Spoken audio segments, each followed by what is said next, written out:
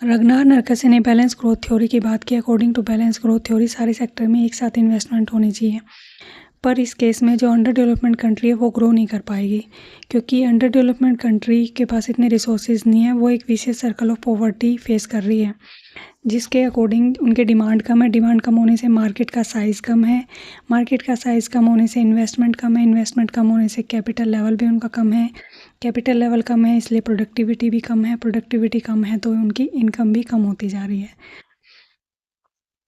वहीं अगर supply side से भी देखें तो उनकी लो इनकम है, लो इनकम की वजह से सेविंग कम है, सेविंग कम होने से इन्वेस्टमेंट कम है, इन्वेस्टमेंट कम होने से कैपिटल कम है, और कैपिटल कम होने से फिर उनकी प्रोडक्टिविटी कम है और वापस से फिर उनकी इनकम कम हो जाती है। अकॉर्डिंग टू नरकसे इस विशेष सर्कल ऑफ पॉवर्टी से निकलने के लिए गवर्नमेंट को इंटरवेंशन करना चाहिए, गवर्नमेंट को इनकी हेल्प करनी चाहिए।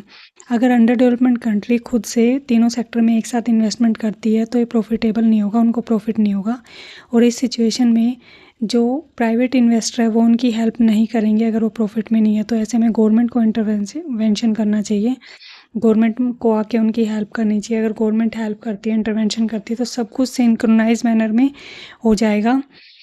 जो प्रोडक्शन है वो बढ़ेगा, प्रोडक्शन बढ़ने से मार्केट का साइज़ बढ़ेगा, एग्रीगेट डिमांड, इन्वेस्टमेंट, इनकम और प्रोडक्टिविटी सब बढ़ेंगी, और जो विशेष सर्कल ऑफ पॉवर्टी है वो वापस से बैलेंस ग्रोथ में टर्न हो जाएगा।